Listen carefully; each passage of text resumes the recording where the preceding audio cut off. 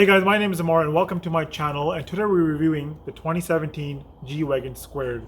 But let's answer the important question first. Will it fit into a regular garage?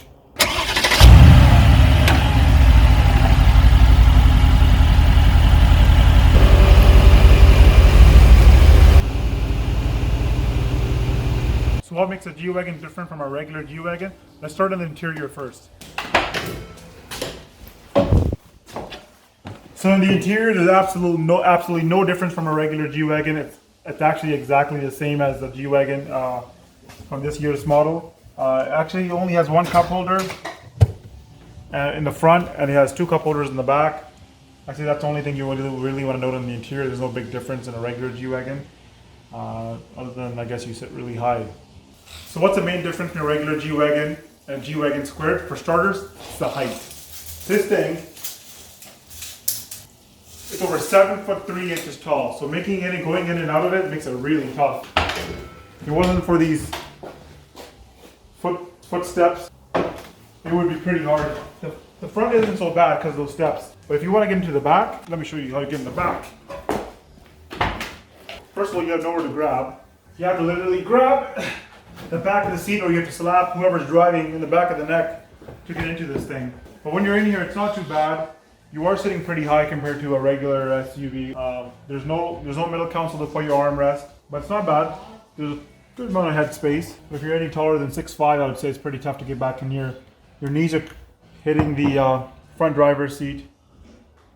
Other than that, I wouldn't say it's too bad. It is a bit wobbly back there because it's not really stable. The seats are so high, and getting out is pretty tough. So how much of a difference does the aftermarket footsteps make?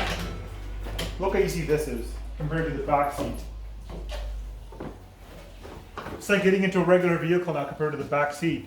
So I would definitely recommend those, but go aftermarket. They're a lot cheaper. Don't go with Mercedes. I think they're like $5,000 if you buy them from Mercedes, but if you go aftermarket, I think you can get away with a couple $1,000 or even less. Here the G Wagon is pulling up to the Corolla, and you can see the massive size difference. The Corolla looks like it just pulled up to a semi-truck. Now here's a G Wagon pulling up to the Range Rover with a flat tire. And even a full-size SUV, the G Wagon looks almost twice the size, as you can see here as well. Look at the difference. But maybe the G Wagon should rival other things, like a dump truck. It's not quite as big as a dump truck, but if you want to drive a dump truck without having a dump truck, you should probably get a G Wagon Squared. So now that you guys seen that the regular G Wagon is a lot shorter than the G Wagon Squared, what are some of the other differences? So this G Wagon is actually a foot wider. So what Mercedes had to do was they had to add these carbon fiber fenders to cover the size of massive 325 55R tires. Some of the other subtle differences you'll see is this still has a G Wagon Squared G63 plates here, grill, and it also has a skid plate. And the lights you see up there, those are only on the G Wagon Squared, but in North America they don't actually work. They're not legal. But if you wanted to go aftermarket and get them hooked up, you could probably do that. One of the main differences on this G Wagon Squared compared to regular G Wagon is the ported axles. The same technology you see in a 6x6, but with one axle actually is chopped off. So it's not a 6x6. But anyways, let me show you what I mean. So if you look down there, a regular axle is usually connected in a straight line, but the axles have been raised. So what that does is it gives you about 8 extra inches of clearance space, or 9 inches of extra clearance space. So in total, this truck has about 18 inches of clearance space. To give you an example, a Ford Raptor, which is an off-road monster, has about 9 inches of clearance space. This is double that. So the G Wagon Squared has the same engine as a regular G550. So let me show you guys. This is a 4-liter twin turbo. It has about 423 horsepower, and I believe around 450 torque. I don't know about the exact torque numbers. But here's the biggest issue. If you need to work on your G Wagon Squared,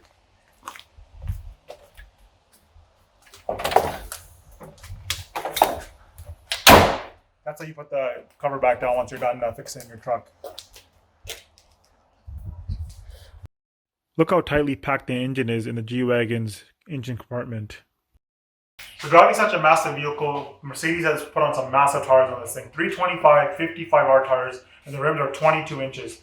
But most importantly, check out the dual shocks. Every corner has dual shocks all the way around. And you still get the Mercedes G63 signature exhaust pipes that come out of the sides, and they're on both corners, both sides still. The groceries in this, there's lots of ample space. You also get another storage compartment here on the G Wagon. It's got the tire pressure. On the 6x6, you can inflate and deflate the tires just by a button, but here you have to do it manually. You also get these 3 top lights, which look pretty cool when you're driving behind the car. When you're pretty far away from this truck, it's driving in a distance, it kind of looks like an ambulance because of those lights.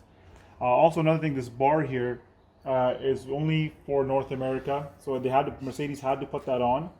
I'm not sure why. It's probably so cars don't get stuck underneath it if it gets rear-ended. This is probably a good thing, and they look pretty cool, to be honest. The door itself is pretty heavy. And you still get that Mercedes shotgun feel when you close the doors and unlock the doors. So the G Wagon Square doesn't have a proper cup holder in the front, but what it does have is a basketball hoop. So if you ever get bored, you can pull over. There it is. Here's Kobe from downtown for the win. Bang! So how does it feel to drive the Mercedes G Wagon Squared on the road? But for starters, before you even get in, this is what you notice. Isn't that the coolest closing doors? Check out the lock noises. Lock, unlock, lock, unlock. And then you finally get to the point where you get to start it. It doesn't have the Mercedes G63 563 horsepower or whatever this year model had, but it still rumbles to life when you start it. You still feel that AMG performance. And it's not like you don't really want that kind of horsepower in a truck this big.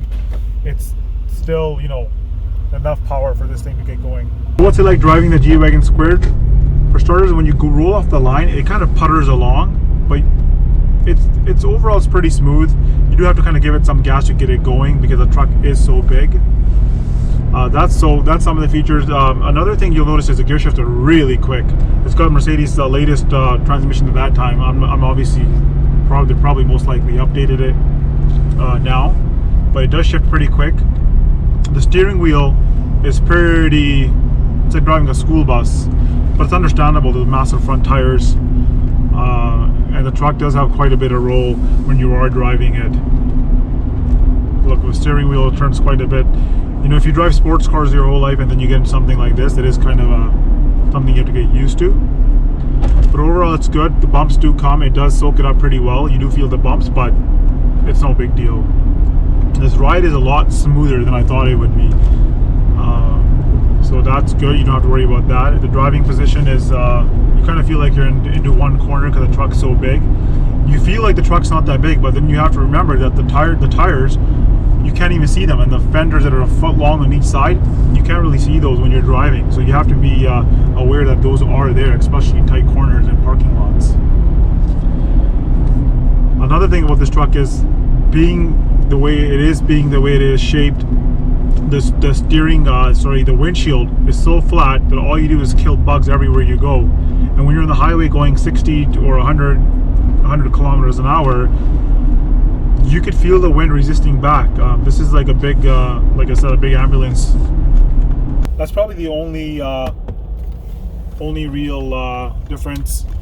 Actually, you know what? All G Wagons have that, so that's not really any difference. And it does have nice carbon fiber accents on the interior as well. I'll be honest, I haven't driven a regular G Wagon, so I might be just talking out of my ass. Speaker system in here is Harman Kardon. It is pretty good. It's not great, you know, it's nothing compared to the newer stuff that you have in vehicles, but it's pretty decent. One of the most surprising things about this car is that there's no like dash. It's just like, this is it. You know, you would think this truck is so big, the massive size of it, you would think there's more space in here, but really there isn't though.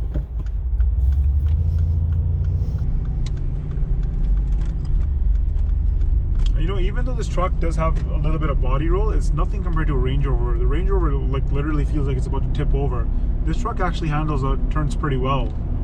And this is obviously, like I showed you guys, a lot bigger than the Range Rover too. And when you put your foot down,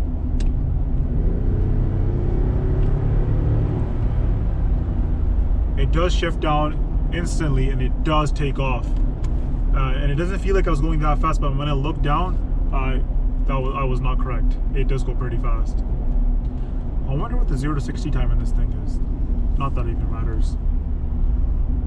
So what does 0 to 60 in a 6,700 pound truck feel like? Well, you're about to find out.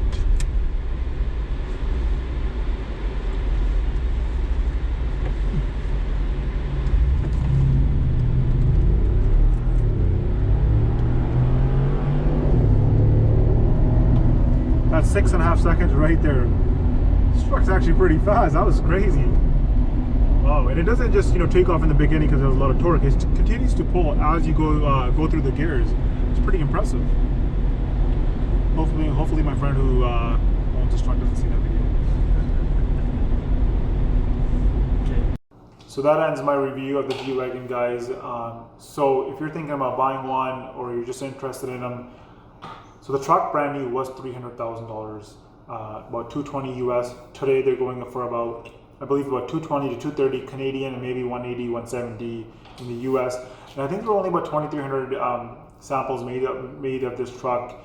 And you're not just getting a G Wagon that's just lifted. It's got a lot of good off-roading technology in it, like we went over the ported axles, which are taken directly from the 6x6, which is over a $1.6 million truck.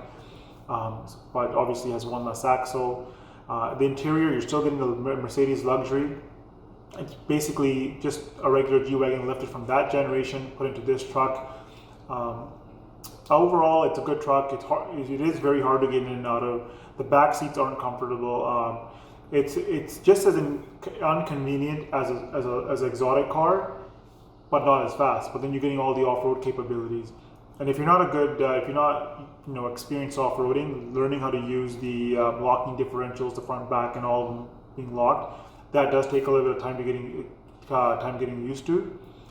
But anyways, if you're looking to be the biggest douchebag in your town, this is the quickest way to do it. This truck looks the part. When you're taking on the road, everybody stares. Most people probably do think it's just a G Wagon that's been lifted up, but of course it's a lot more than that. It does look apart. It has a lot of money put into it by Mercedes. It's got a lot of carbon fiber, and it really is. It's something unique that you'll never see on the road again. Like, they're not making any more of these. So if you are looking to get one, I think it's a great time. They have came down in value quite a bit. They might go up. You never know because there's only so many of them made. So that's my review, and I hope you guys enjoyed watching my channel. And thank you guys for watching. Like the video, subscribe if you guys want me to make more videos, or if you find any of this interesting. And thanks again. Bye, guys.